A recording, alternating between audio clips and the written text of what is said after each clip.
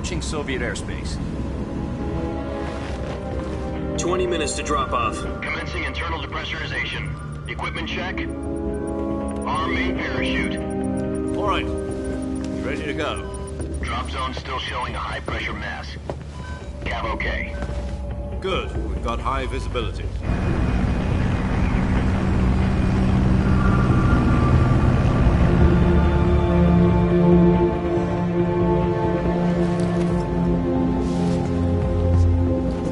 Put out that cigar. Connecting oxygen hose to interior connector. Put on your mask.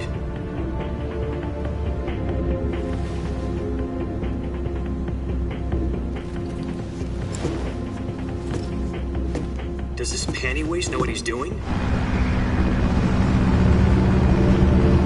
Approaching release point. 10 minutes to drop off. Hey, are you deaf? He said put out the cigar and put on your mask.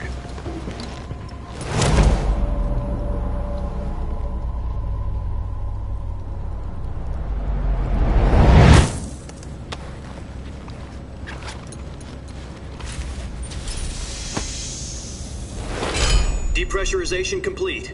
Checking oxygen supply. 6 minutes to drop off. Opening rear hatch.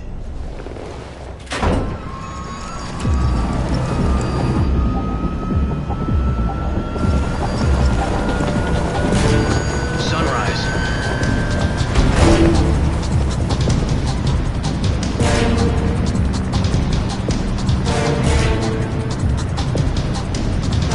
External temperature minus 46 degrees Celsius. 2 minutes to drop off. Stand up. You'll be falling at 130 miles per hour. Try not to get frostbite from the wind chill. 1 minute to drop off. Move to the rear. Activate bailout bottle. This is one for the history books. The world's first halo jump. 10 seconds to drop off. Stand by. Status okay. All green. Prepare for drop-off. Countdown. 5, 4, 3, 2, 1. Spread your wings And fly. God be with you.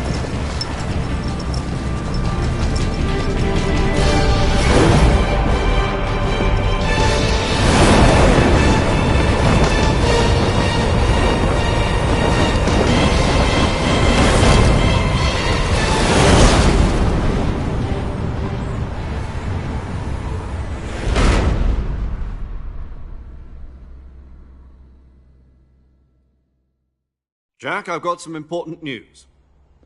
The head of the CIA has finally given us the green light for the virtuous mission. Virtual mission? No, the virtuous mission. The future of our Fox unit depends on it. If it succeeds, we'll be officially organized into a unit. Virtuous mission? Sounds like some kind of initiation ritual. You know, don't get cocky. This isn't a training op. Right. So what exactly is this wonderful mission? Well, about 2 years ago, a certain Soviet scientist requested asylum in the West through one of our moles. His name is Nikolai Stepanovich Sokolov. He's head of the OKB 754 Design Bureau, one of the Soviets' top-secret weapon research facilities, and the East's foremost expert on weapons development. Sokolov? Isn't he that famous rocket scientist? The very same. On April the 12th, 1961, the Soviets achieved the first manned spaceflight in history. The Earth was blue, but there was no God. Well spoken. The rocket that carried Yuri Gagarin to orbit was the A-1, known as the Vostok rocket. Sokolov is said to be the man most responsible for the multi-engine cluster used in that rocket. After Gagarin's flight, Sokolov left rocket development to become the head of the newly established Design Bureau. From a lowly technician to head of a design bureau, that's quite a success story. So why do you want to defect? It seems he'd become afraid of his own creations. Afraid? Call it a crisis of conscience. And for that, he left his country and his family behind and went over the fence? Not exactly. One of his conditions was that his family was also to be taken safely to the West. We used a mole to get the family out first and succeeded in sneaking Sokolov over the Berlin Wall shortly afterwards. I was the one who conducted the operation. The security on the eastern side was still full of holes back then. Then what? We got Sokolov over in one piece, but the whole ordeal had left him exhausted, and we checked him into a hospital in West Berlin. It took him 2 weeks and more than 600 miles to get from the research facility in the Soviet Union to Berlin. He was in no condition to say anything coherent. And it was only a week later that we had something much bigger on our hands. The Cuban Missile Crisis. October the 16th, 1962, President Kennedy received word that the Soviets were in the process of deploying intermediate-range ballistic missiles in Cuba. The President demanded that the Soviets dismantle and remove the missiles. At the same time, he announced a naval blockade to prevent further missile shipments from reaching Cuba. But the Soviets didn't back down, instead placing their armed forces on secondary alert. Soviet transport ships carrying missiles continued on course towards Cuba. US and Soviet forces went on alert for an all-out nuclear war. Frantic negotiations were conducted through the UN's Emergency Security Council and unofficial channels to end the hair-trigger standoff. Finally, on October the 28th, the Soviet Union agreed to remove its missiles from Cuba, and so the world avoided a nuclear holocaust. But in order to get the Soviets to pull their missiles out, we had to make a deal. You mean the one where the US agreed to remove its IRBMs from Turkey? No. The Jupiter IRBMs deployed in Turkey were obsolete, and we were going to get rid of them anyway. They had no strategic value whatsoever to either the US or the Russians. The Turkey deal was a ruse, a cover story that was fed to the other intelligence agencies around the world. So what did the Russians really want? Sokolov. They wanted us to return Sokolov. You mean the Soviets pulled out of Cuba just to get their hands on Sokolov? That's right. What the hell was he working on? At the time, we had no idea. We were running out of time. It was either give up Sokolov or risk full-scale nuclear war. In the end, we had no choice. President Kennedy gave in to Khrushchev's demand. The next day, I got Sokolov out of the hospital, handing him over to agents on the eastern side. Sokolov kept on screaming, "Save me," until he disappeared from my sight. Then a month ago, we received some new information from one of our moles. About Sokolov? Yes. He was taken back to the research facility and forced to continue working on the weapon in question under KGB supervision. What's more, it's on the verge of completion. So what kind of weapon is it? Something to do with space rockets? No, missiles. Same technology. I guess you're right. We don't know the details, but it appears to be a new kind of nuclear device.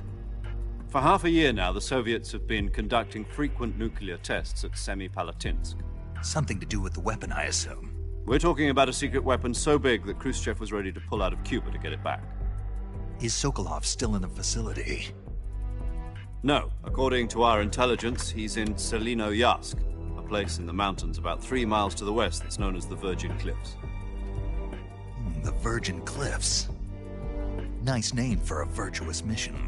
They moved him there just recently. Why?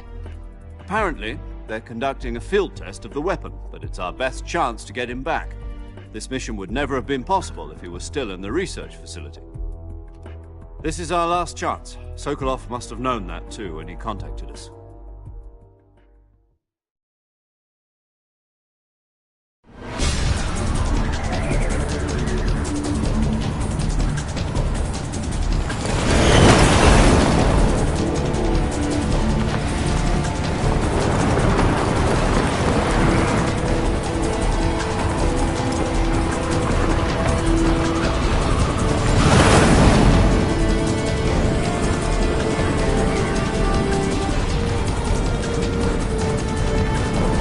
Listen up, Jack. Your mission is to infiltrate Selinoyarsk in the Soviet mountains, ensure the safety of Sokolov, and bring him back to the west.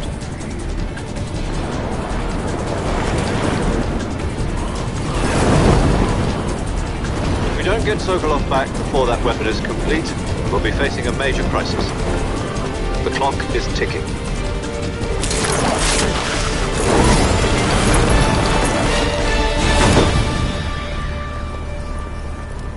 Once we've confirmed the rescue of Sokolov, stand by at the recovery point. A recovery balloon will be dropped at that point. Helium will be pumped into the balloon to inflate it. The process takes about 20 minutes. Once it's complete, the gunship's arm will latch onto the balloon and pull it up. The Fulton surface-to-air recovery system. I'm familiar with the theory. Take it easy. It's been combat-proven. Do you think Sokolov is up to it? The shock will be less than during a parachute jump, and the arm can handle up to 500 pounds. So you're planning on going over the border in a single combat Talon? She's equipped with two 6-barrel 20mm Vulcan cannons, as well as two 40mm machine guns. Sounds like she could hold her own against a battalion of tanks. Even with the fuel in the reserve tank, we're facing a 4-hour time limit. If all goes well, it shouldn't take more than a few hours. Home in time for dinner. But if anything goes wrong, you'll be eating dinner, breakfast, and all the rest of your meals in the jungle.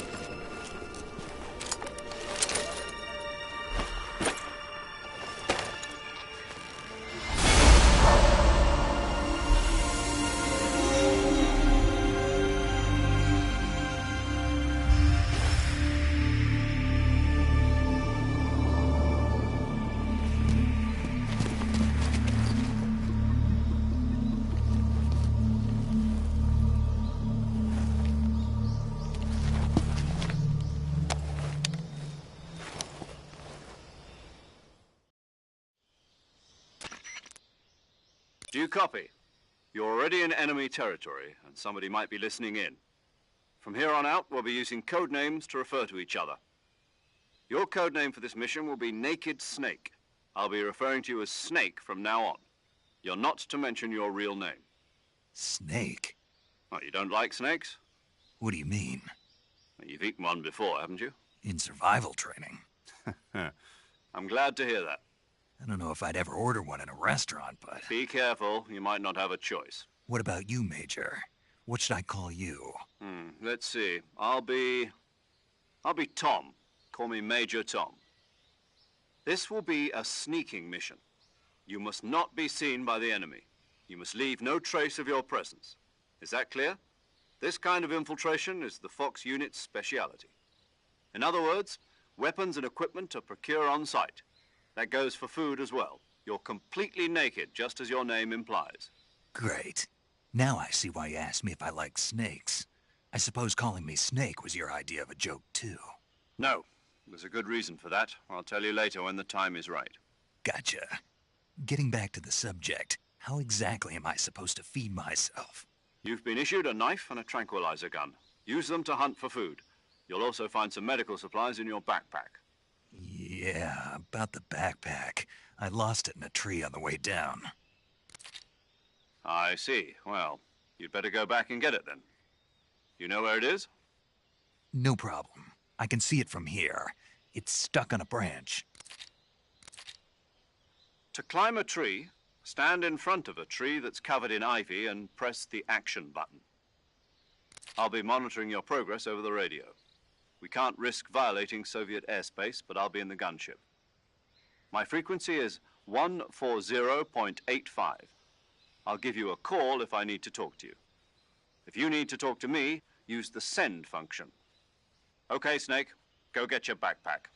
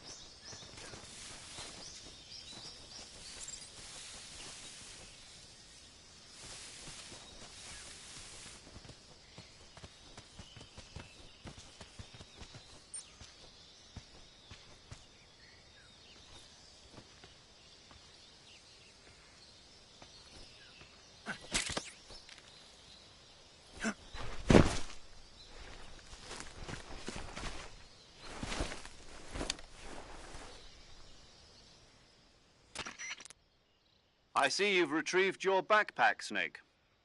To equip a weapon, it's necessary to take it out of your backpack.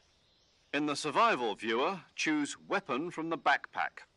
Your available weapons will be displayed in a list on the screen. From that list, choose the weapon you want to equip and press the Enter button. For other equipped items, just do the same thing from Item. Got it. Use the survival viewer backpack. Yep, that's right. Survival is fundamental to this mission.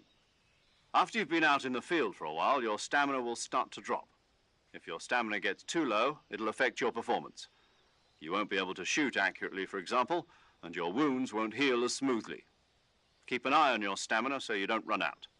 To recover lost stamina, you can hunt for local flora and fauna. You can use either your tranquilizer gun or your knife to hunt. My only weapon is a Mark 22 Hush Puppy tranquilizer gun? That's right. It's been fitted with its own suppressor. However, the suppressor will deteriorate every time you fire. Once its durability reaches 0, the noise suppression effect will be gone. So don't get too trigger happy with it. The suppressor's durability is shown in the icon. Any weapons and equipment beyond what you're carrying now, you'll have to find as you go. I have to find my own weapons and equipment? Whose crazy idea was this anyway? Solo covert actions are standard Fox operating procedure. You can't leave any traces of your presence. No weapons, equipment, footprints, sweat, or bodily wastes. The same goes for bullets and cartridges, too. Your presence in enemy territory is already a violation of international conventions of warfare. There aren't supposed to be any American soldiers in Russia. It could spark an international incident. You can't let anyone see you. You can't let the enemy know you're there. This is a stealth mission. You're a ghost, Snake, in every sense of the word. And there'll be no rescue if you're captured. The military and U.S. government will deny any involvement in the affair. Then I'll just have to take care of myself, huh? I'm afraid so. You've been given a fake death pill for that purpose. SIS guidelines stipulate that soldiers on covert ops like this one be issued a potassium cyanide capsule. Tape it to your body so you can take it when you need to. How generous of you. Use it if you're taken prisoner by the enemy. It'll send you into a state of false death for a short time. Fooling them into thinking that I'm really dead. So, how do I come back to life? Just take the revival pill. You mean that thing they put in my tooth before the mission? That's the one. But be careful. If you remain in a state of false death for too long, nothing will be able to bring you back. Remember that. I'll keep it in mind. You said this was a solo mission, right? Right. I guess that means I can't count on any reinforcements. Correct. The mission rests entirely in your hands. A real one-man army. Relax. There's a support team ready to back you up over the radio. Who? I'll introduce them to you. This time, survival is of utmost importance.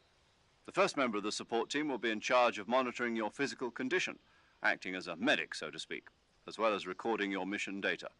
She's a member of Fox as well, and she's here on the gunship with me. She? Hello, Snake. I'm paramedic. Nice to meet you. Paramedic. As in a medic who comes in by parachute. Aren't you going to tell me your real name? Are you going to tell me yours, Mr. Snake? My name, huh? It's John Doe. And they call you Jack for short. You're a regular Captain Nemo. A name means nothing on the battlefield. After a week, no one has a name. What's your name? Jane Doe. Very funny.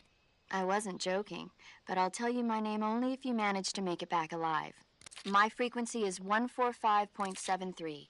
She's also in charge of recording your mission data. Whenever you want to save, send a message over the reserved save frequency, 140.96. So saving lets me record my mission data. That's right. It also records the state of your health. Good to know. There's one more person I want to introduce you to, Snake. Huh? Speaking of snakes, you remember the boss, don't you? A legendary soldier and your mentor. Actually, it was the boss that got the DCI's authorization in the first place. She's going to be serving as Fox's mission advisor. The boss is? She also helped me plan this mission. She and I were at SAS together. Jack, is that you? How many years has it been?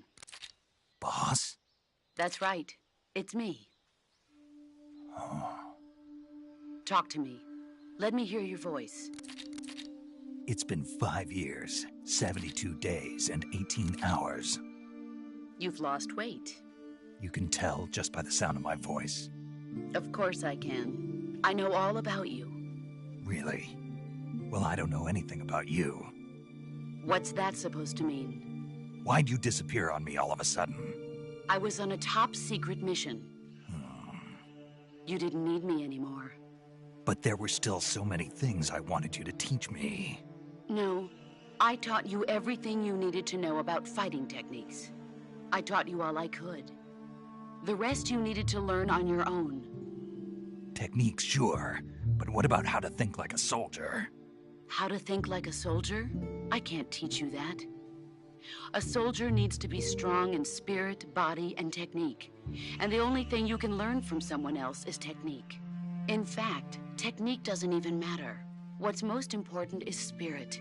Spirit and body are like two sides of a single coin. They're the same thing. I can't teach you how to think.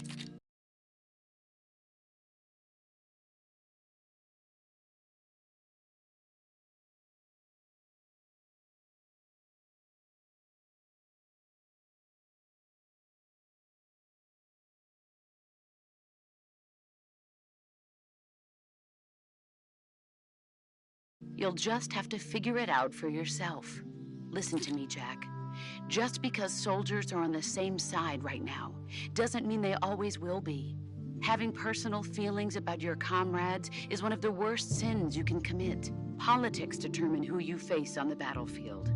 And politics are a living thing. They change along with the times. Yesterday's good might be tomorrow's evil. Is that why you abandoned me? No. It had nothing to do with you. I already told you, Jack. I was on a top-secret mission. A soldier has to follow whatever orders he's given. It's not his place to question why. But you're looking for a reason to fight.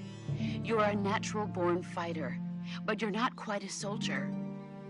A soldier is a political tool, nothing more. That's doubly true if he's a career soldier. Right and wrong have no place in his mission. He has no enemies and no friends. Only the mission. You follow the orders you're given. That's what being a soldier is. I do whatever I have to get the job done. I don't think about politics. That's not the same thing. Sooner or later, your conscience is going to bother you. In the end, you have to choose whether you're going to live as a soldier or just another man with a gun. There's a saying in the Orient, loyalty to the end. Do you know what it means? Being patriotic. It means devoting yourself to your country. I follow the president and the top brass. I'm ready to die for them if necessary. The president and the top brass won't be there forever. Once their terms are up, others will take their place. I follow the will of the leader, no matter who's in charge. People aren't the ones who dictate the missions. Then who does? The times. People's values change over time, and so do the leaders of a country. So there's no such thing as an enemy in absolute terms. The enemies we fight are only enemies in relative terms, constantly changing with the times. As long as we have loyalty to the end, there's no point in believing in anything, even in those we love. And that's the way a soldier's supposed to think? The only thing we can believe in with absolute certainty is the mission, Jack. All right, but do me a favor. What is it? Call me Snake. Snake? Oh, right. Your codename is Snake. It suits you well. That's right. The legendary unit that the boss put together during World War II was a snake. The Cobra unit, a group of heroes that brought the war to an end and saved the world. As long as you've got a legendary hero backing you up, you'll be fine. Isn't that right, Snake? Yeah. I can't think of anyone else I'd rather have with me. Oh, and one more thing, boss. Yes? It's good to hear your voice again. Same here. After all, who knows if either of us will make it out alive? Snake, you are always best at urban warfare and infiltrating buildings. But this is the jungle. Survival is going to be key. Those CQC techniques I taught you are sure to come in handy. CQC? Close quarters combat, huh? I've been in the Green Berets for the past few years. I'm probably pretty rusty. Not to worry. I'll be here to help you remember. After all, this is your first actual survival mission. I'll be supporting you over the radio. Where are you, boss? Next to the Major? The boss is communicating with us by radio.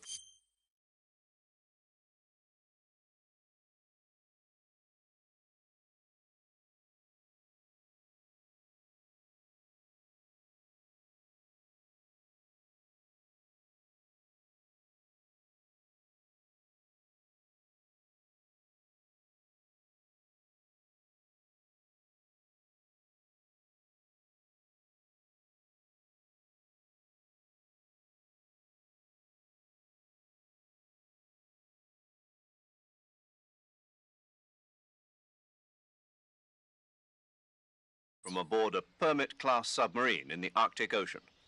My frequency is 141.80. Call me if you need my advice on battle techniques. Gotcha. Your mission is to retrieve Dr. Sokolov. Dr. Sokolov is being held in an abandoned factory located to the north of your current position. Avoid heavy combat and don't let anyone see you. Don't forget that this is a stealth mission. Snake, try to remember some of the basics of CQC.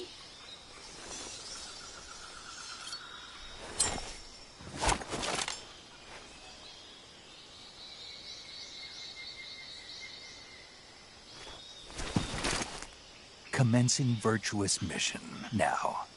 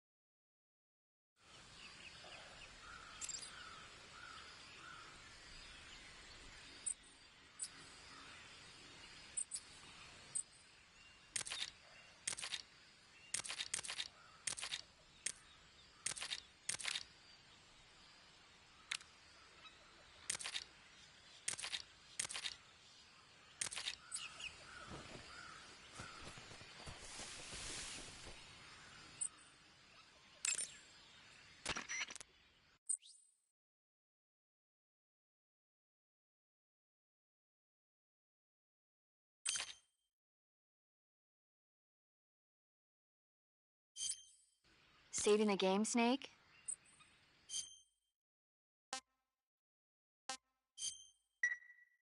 Hey, Snake, you ever heard of Godzilla King of Monsters? No, what is it? It's a movie. You haven't seen it? Nope. It's about this monster called Godzilla, who grows to an enormous size in a nuclear test and goes on a rampage in Tokyo. Nuclear test, huh? Then the Marshall Islands must be crawling with giant monsters right about now. It's just make-believe. Maybe that's why my pants have been so tight lately. Snake, it's a movie, not a report out of Los Alamos. I know. So then what happened? Godzilla is immune to all weapons, and humanity has no way to stop the monster.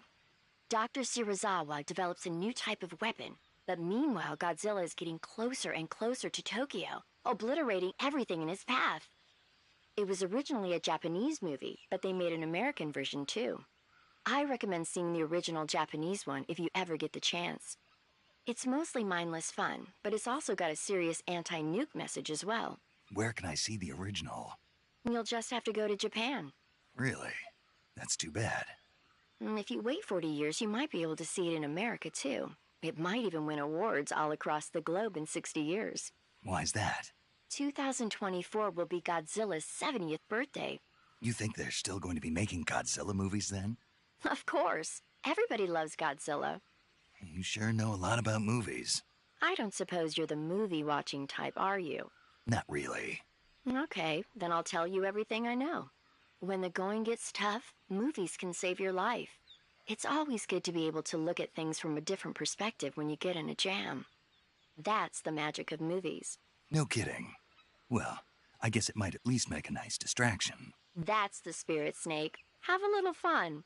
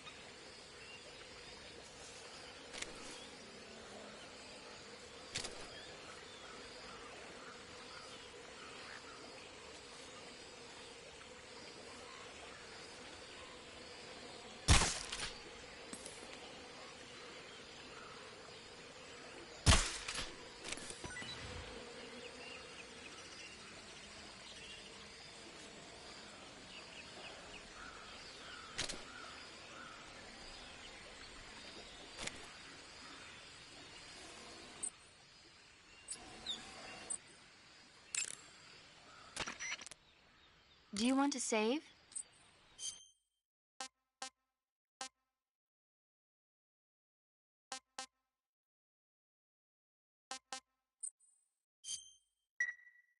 Snake, do you know the creature from the Black Lagoon?